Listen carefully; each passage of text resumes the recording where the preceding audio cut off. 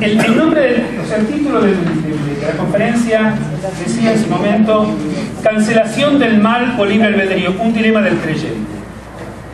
¿A qué me refiero? Nosotros tenemos que celebrar Yom Kippur, en donde Dios nos juzga y eventualmente nos considera inocentes si no hicimos nada, perdonados si fuimos culpables si nos perdonó, o culpables del todo si no nos perdonó. Pero Yom Kippur existe porque antes de Yom Kippur existe el concepto de libre albedrío. Si yo no tuviera la opción de hacer el mal y solo podría hacer el bien, mi bien no tendría mérito. Porque si yo vivo en un mundo donde solo existe el bien y no existe la posibilidad del mal, ¿qué mérito tiene hacer el bien? A ver, yo no tengo un gran mérito porque, caramba, qué bien que respira este señor. Tiene una respiración fantástica. Respira muy elocuentemente. O sea, respira porque es lo que todo el mundo hace. O sea, ¿ya está Mardoqueo? Por favor. Entonces, en definitiva, la gente respira. Digo, por los celulares pónganlo en vibrador, así estamos tranquilos. O sea, respira significa que es todo lo que puede hacer. Repito, en un mundo donde solo existe la posibilidad del bien, el bien carece de mérito. El bien comienza a ser meritorio si existe el mal. En hebreo, en la tradición midrashica, hay un concepto que dice: Lo nikar aor ela mitoch hachoshech. No se conoce la luz sino a partir de la preexistencia de la oscuridad. No se conoce el bien sino a partir de la preexistencia del mal. Entonces, lo que nosotros vamos a analizar desde las fuentes judías y desde la frustración del pueblo judío frente a algunas cosas es si existe el mal, existe la opción del no perdón, existe la opción del castigo, existe la opción del sufrimiento, porque existe el mal como opción. En mi libre albedrío existe eso como opción. Entonces, uno le podría preguntar al pecador: pecador, ¿te gustaría que no exista el mal? Así solo podés hacer el bien y estás libre de sufrir, porque como solo podés hacer el bien, jamás te castigarían y nunca estarías sufriendo. ¿O preferís tener la opción del sufrimiento, la opción de la angustia y la opción de la tristeza, porque existe el mal, aunque vos puedas elegir el bien? Esto es lo que nosotros vamos a analizar desde el punto de vista teológico, bíblico y talmúdico. ¿Qué te diré? Quiero comenzar con un pensamiento sencillo. Vamos a ir lo que llaman en hebreo minakal el akabet, desde lo sencillo hasta lo complicado. La relación del pueblo judío con Dios es una relación que puede ser definida como una relación de amor, pero por sobre todas las cosas, la relación del pueblo judío con Dios es una relación de un pacto. O sea, el pueblo judío pacta con Dios. En el capítulo 19 del libro de Éxodo, el pueblo judío pacta con Dios, donde Dios le dice: ¿tú estás de acuerdo con recibir la Torá? Hay un par de midrashim muy lindos con respecto a eso. ¿Tú estás dispuesto a recibir la Torá y aceptar los preceptos? Ergo, yo soy tu Dios y tú eres mi pueblo. El pueblo judío contesta en Éxodo 19 y en Éxodo 24 la famosa expresión Naaseh v'nishma, brillante, Naaseh v'nishma. Tanta pasión tenían que dijeron poco intelectualmente, pero muy emocionalmente: vamos a cumplir y después vamos a escuchar. En general, uno escucha y si le parece bien, dice: bueno, ok. Acá la fera tan ciega, dice: sí, lo vamos a hacer. Pero no quieren escuchar primero. No. Nosotros ya nos gusta, vamos a escuchar después. ¿Qué se comprometía el pueblo judío con Dios? Creer en Dios, ¿qué más? Transmitir la Torah, ¿qué más? Bueno, la cuestión de la iluminación con los goín vino después, ¿cierto? O sea, primero puertas para adentro. ¿Para qué se comprometía el pueblo judío? Hacer el brit, cumplir con las mitzvot, ¿sí? ¿Alguien dijo por ahí? ¿Escuché? El Shabbat, los 10 mandamientos. Muy bien, a todo eso se cumple.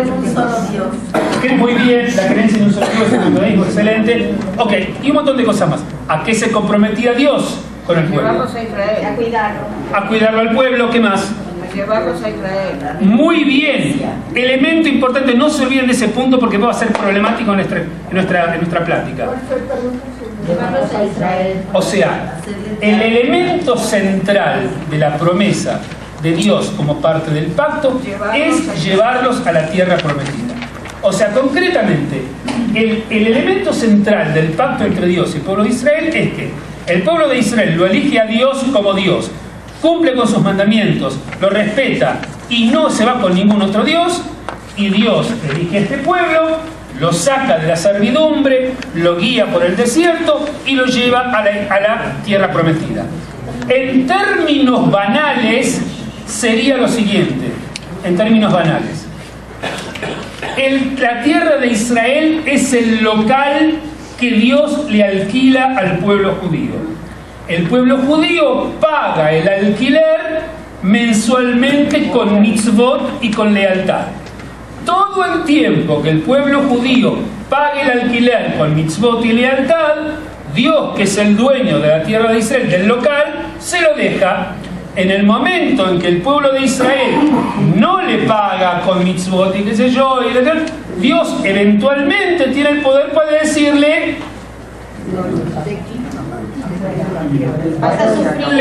lindo midrash, dice, puede retirarse del local, por favor. Y el tema este es tan importante que es la esencia del pacto, porque en definitiva el pueblo de Israel no tenía tierra. Hay dos grandes cosas que consigue el pueblo judío con respecto a ese pacto.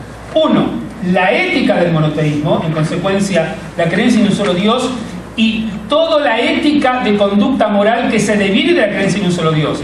Muy sencillo, si yo creo en dos dioses y tengo que mantener a los dos dioses contentos, porque si no uno puede castigar, ¿viste? Uno me abraza, el otro me castiga, entonces siempre tengo que estar con lealtades y a veces los dioses son antagónicos. Entonces, ¿qué Dios representa lo correcto? ¿Con quién tengo que tener lealtad? Entonces, cuando hay un solo Dios, ese es el Dios al cual vos te adherís y es el principio de honorabilidad y de justicia y de lealtad que te está presentando. Entonces, básicamente, la relación entre Dios y el pueblo de Israel es una relación contractual, una relación factual. Bárbaro. Muy bien, eventualmente el pueblo de Israel comenzó a claudicar. Dice, bueno, 10 mitzvot, oye, 9 es suficiente, 9.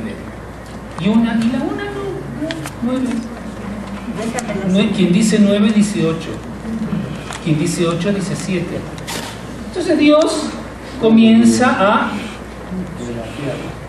O sea, ¿qué está pasando acá? Comienza a enojarse, comienza a plantear, comienza a hablar, etcétera, etcétera. Entonces Dios le dice, un momentito, cuando yo les entregué la Torah a ustedes, deja que continúe con la práctica y después, cuando Dios pactó con los hijos de Israel, Él había pactado y les preguntó a ellos, ¿quieren este pacto? En el capítulo 19, Dios lo manda a Moshe, que Moshe era el broker, ¿no es cierto? Va y le dice, pregúntale al inquilino potencial si quiere aceptarme a mí como Dios, si quiere que se yo. El pueblo dice, Naaseh Nishma, como dijimos, tanto fanatismo que no dijo, vamos a escuchar y después vamos a analizar. No, vamos a hacerlo y después vamos a escuchar. Es decir, que ellos tuvieron el libre albedrío. Entonces Dios les empieza a decir, pero perdón, yo no los obligué a ustedes a aceptar el pacto. Están pecando por todos lados, no están cumpliendo con los preceptos. Yo cumplo con mi pacto porque los protejo y los mantengo en la tierra de Israel, pero ustedes que tienen que devolverme con el alquiler, cumpliendo con los preceptos que yo tengo y haciendo lo que yo les pido, no me están respetando. Entonces Dios comienza y manda su primera advertencia. Hay muchas, pero una primera advertencia de las más fuertes. Ahora, por favor, en la página 3, vamos a leer el número 7 de la página 3. El número 7 de la página 3, número 7 de la página 3 dice así: a los cielos y a la tierra llamo por testigos hoy contra vosotros, de que os he puesto delante la vida y la muerte. Atención con esto. Está en el libro de Deuteronomio, está planteando lo siguiente: a los cielos y a la tierra llamo por testigos. ¿Cuándo una persona va a decir, pongo por testigos al cielo y a la tierra? ¿Cuándo alguien va a decir una situación así? Cuando lo que está por decir, ¿qué es? Muy importante, en el sentido, voy a hacer una declaración formal donde los testigos son los cielos y la tierra, o sea, algo muy importante. Estoy llamando a Juan José y a Roberto a testigos, o sea, el cielo y la tierra, y Dios da una declaración filosófica existencial de capital importancia. Dice así: a los cielos y la tierra llamo por testigos hoy contra vosotros, de que os he puesto delante la vida y la muerte, la bendición y la maldición. Cuando Dios dice que le pone adelante a cada hebreo, a cada hombre, la vida y la muerte, la bendición y la maldición, ¿qué está diciendo? Brillante, fuerte. La libertad. O sea, yo les doy todo. Acá hay libre albedrío, y el libre albedrío es el problema de nuestra discusión. Yo les puse a ustedes la vida y la muerte, a Jaim be'amavet, a Brajá be'aklalá, sí, la bendición y la maldición, la vida y la muerte. Y le dice, Ubajarta bajaim, escoge la vida. Pero escoge la vida, dice la Torá, para que vivas tú y tu descendencia. Acá hay dos cosas importantes. Está diciendo, vivimos en un mundo de libre albedrío. Ustedes están viviendo en Israel. Ustedes están viviendo en Israel y vuestros hijos viven en Israel. Por favor, cuiden vuestra vida en Israel. Cuídense a ustedes. Y lo que es más importante, cuiden a vuestros hijos. Porque si yo los castigo ahora, no solamente ustedes se quedan sin el local, sus hijos también se quedan sin el local. Acá, concretamente, elegir la vida, ¿qué significaría? Ser responsable. Y o sea que cumplir con eso, soy cumplir con las mitzvot. Básicamente, o sea, elegir con la vida significa ser responsable, significa cumplir con tu parte del pacto, que significa cumplir con las mitzvot, que significa pagar el alquiler. Te pagas el alquiler, no te echo, no te destruyo, tú vives ahí y tus hijos viven allá. Pero siempre bajo un criterio: el libre albedrío. Ser humano, tienes la posibilidad de elegir el mal, pero luego te bancas el resultado. Tienes la posibilidad de elegir el bien y disfrutar el resultado. Pero tú eres el dueño de tu vida. Tú eres el dueño de tu vida y el libre albedrío. Entonces, esa relación tirante de cumple, no cumple, pacto, no pacto, continuó durante siglos en la relación, según la Biblia, entre el pueblo de Israel y Dios. No crean, hijos de Israel, no crean judíos, que porque estén yendo al Shil todo el tiempo, con eso están cumpliendo con la parte del pacto. No crean eso, porque ir al Shil es maravilloso, pero si no está acompañado por contenido y por compromiso, si no está acompañado por lealtad, con humildad, con solidaridad auténtica, no sirve. No crean, segundito, no crean que porque ustedes digan voy al Beit HaMikdash y estoy visitando el Beit HaMikdash, Dios no va a destruir el Beit HaMikdash porque la gente va al Beit HaMikdash. El Beit HaMikdash es la expresión del amor entre el pueblo judío y Dios. El Beit HaMikdash es la expresión de una sociedad sana, humilde, solidaria, honesta y buena. Pero si el Beit HaMikdash es solamente Beit HaMikdash, es una cáscara que ni el propio Dios valoraba. Entonces le contesta, y Jeremías sigue diciendo, pero si de veras mejoráis vuestros caminos y vuestras obras, no solo yendo al Shil, al Beit HaMikdash, si en verdad practicáis la justicia entre el hombre y su prójimo, y no oprimís al extranjero, al huérfano o a la viuda, ni en este lugar derramáis sangre inocente, ni explotáis al débil, ni te aprovecháis de tu poder económico, ni vais en pos de dioses extraños, dioses extraños por ser el dios del dinero, el dios del poder, el dios de la coima, el dios del acomodamiento político. Si eventualmente no hacéis todos esos, yo os haré habitar en este lugar, en la tierra que dio a vuestros padres para siempre. Pero si cumplís con eso, no me vengas a poner a mi cara que está yendo al Shil, porque no alcanza. Muchos van al Beit HaMikdash y hacen teatro de cara de culto. Tienen cara de Shil y estómago de malvados. Entonces dice esto: lo voy a destruir si lo único que hacen es la formalidad de la cáscara del culto. Necesito que los contenidos estén dados fuertemente. Básicamente, eso decía David Ben Gurión, el ministro de Israel, así que bueno, lo puedo citar yo. Entonces, básicamente, porque en definitiva, yo le dije, el primer grupo, uno de los grupos después de la destrucción, dijeron, ¿qué es lo que nos va a pasar? No, lo que dije antes, nos va a pasar en el futuro. Porque en definitiva, pecamos tanto que Dios nos castigó. ¿Quién puede garantizar, primero, si Dios nos va a dar la oportunidad de volver? Y segundo, si Dios vuelve, así como la primera vez nosotros lo arruinamos, nosotros lo estropeamos, ¿quién puede garantizar que si tenemos una segunda oportunidad nos va a ir mejor? Entonces Dios, para callar ese miedo, le transmite a Jeremías que le diga: Venatati et torati bekirbam ve'al libam echtavena. Voy a poner mi Torah, mi ley, mis principios, bekirbam, en su interior, por la traducción de acá, en su interior, y las voy a escribir en su corazón. Ahora, escuchen esto, bien, piensen. Acá hay un juego bíblico. Si las va a escribir en el corazón, las va a escribir en el corazón. ¿Y dónde no las va a escribir? No, en las tablas, en las piedras brillantes. En este nuevo pacto, el corazón se vuelve en las tablas. ¿Por qué? Porque cuando yo lo escribo en las tablas, yo las miro y digo, ¿la obedezco o no la obedezco? Pero es externo, por eso yo tengo libre albedrío. Por eso Dios puede decir: Atov be'arra ahaim be'amavet abraja be'aklala basarta bahaim. Cúmplela, elígela, tienes acá.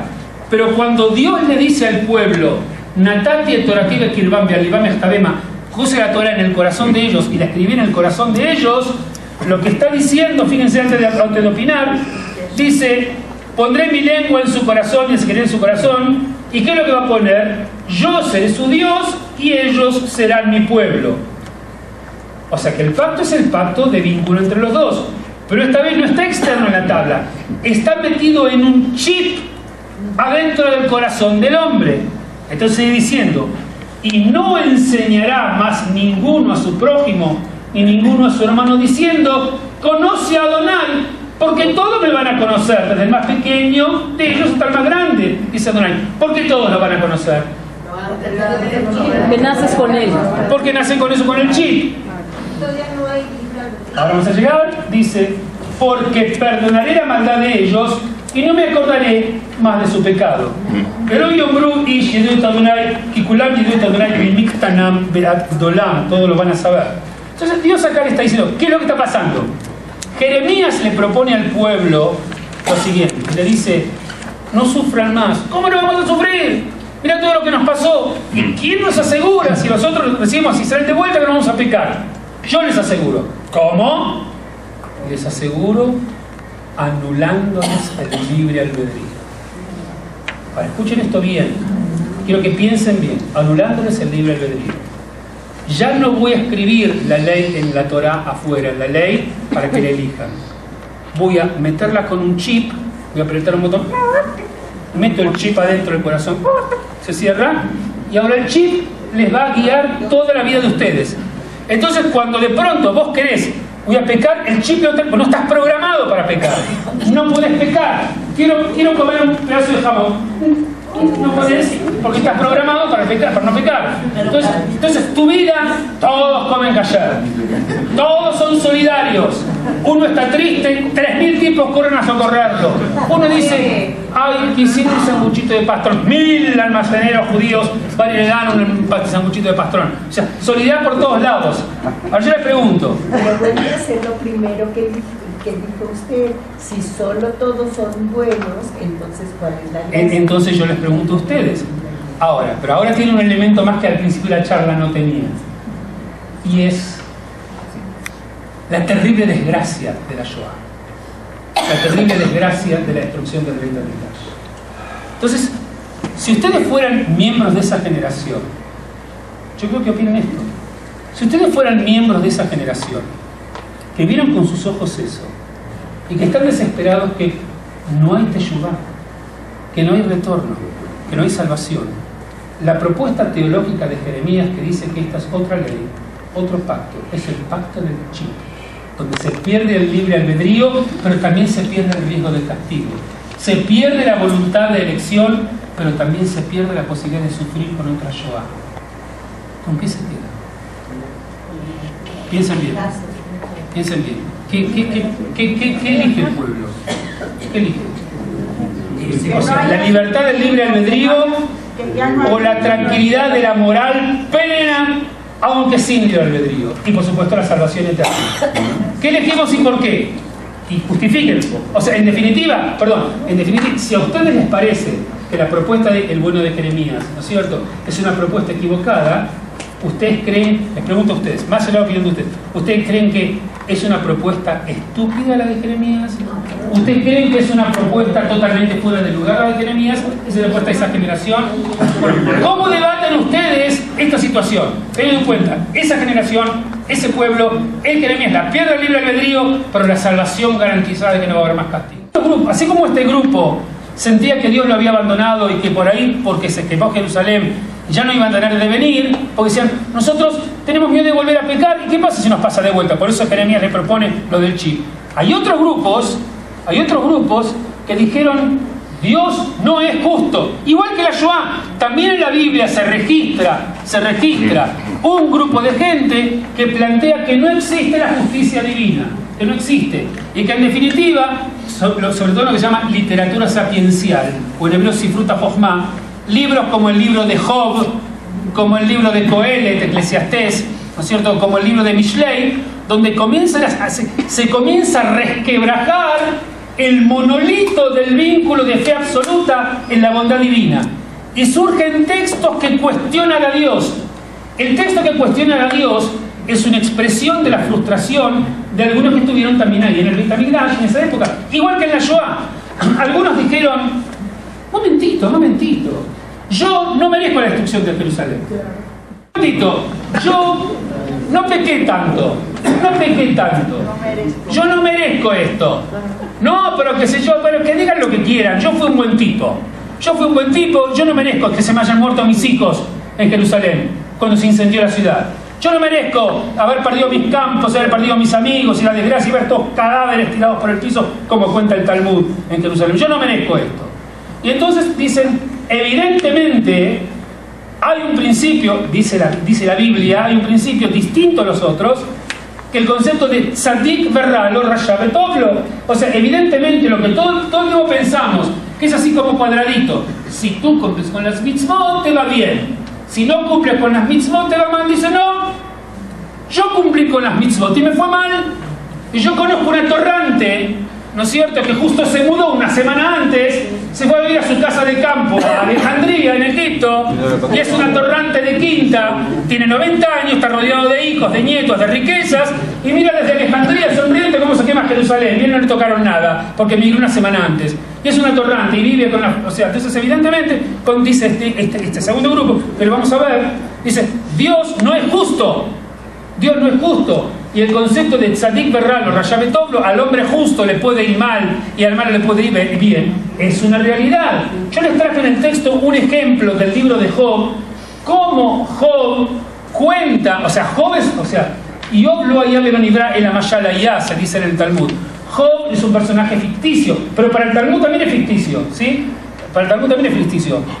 Job, según el Talmud, dice que lo escribió Moshe ese texto, o sea, no tiene nada que no es una cosa real. Entonces, en el sentido de que Job representa no al grupo que vimos del Chi, sino a otro, al grupo que se levanta indignado y le dice a Dios, eres injusto, no existe la justicia divina como nos enseñan nuestros padres y abuelos. Aquí hay algo raro de Job.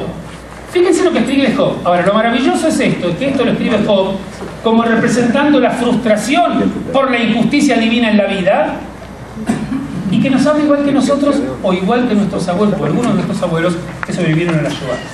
Dice así. Ahora, piensen, mientras yo leo esto, piensen en los judíos que dijeron: yo no pequé, Dios es injusto. Piensen así, dice así: ¿cómo Dios me humilló y me soltó la mano? Me han perdido el respeto y se burlan de mí. Una gran tristeza embarga mi alma, todo el tiempo me domina la aflicción. Por las noches el dolor me corroe los huesos, el sueño se me va y ya no encuentro reposo. Tú, oh Dios, me sujetas la ropa por el cuello con tal violencia que siento que me ahogo. Tú me has derribado por el suelo y ahora soy como el polvo, solo soy ceniza. Clamo a ti y no me escuchas. A ti recurro y ni siquiera me miras. Te has vuelto muy cruel conmigo, Dios, pues me atacas con tu mano poderosa. Me has hecho volar por los aires y por los aires vuelo como nada. Bien sé que me llevas a la muerte, Dios, a la mansión reservada para todos los mortales. Si acaso me he conducido con mentira o me he apresurado a engañar a todo el mundo, que Dios me pese en su balanza, pero haz justicia, Dios, haz justicia, para que compruebe que soy inocente. Si acaso me he apartado del camino, que otro coseche lo que yo siembre, y que mis siembras sean desargadas, pero que se haga justicia y dame lo que me merezco. Es falta agregar ahí. ¿Ok? O sea, este es un hombre de fe, pero está enojado porque sí, es un hombre de fe, pero ¿cómo se vincula con Dios? A través de la rabia. Con rabia y con dolor. Entonces, para cerrar y para dar preguntas, ¿cómo estamos con el Marco? Entonces, ¿qué elegimos? ¿Qué elegimos? Elegimos Jeremías, no libre albedrío. Elegimos el libre albedrío en la dinámica de Dios como determinista de las cosas, ¿no? Elegimos a Job, que exhorta a Dios y lo denuncia a Dios por cómo es la vida. ¿Qué elegimos?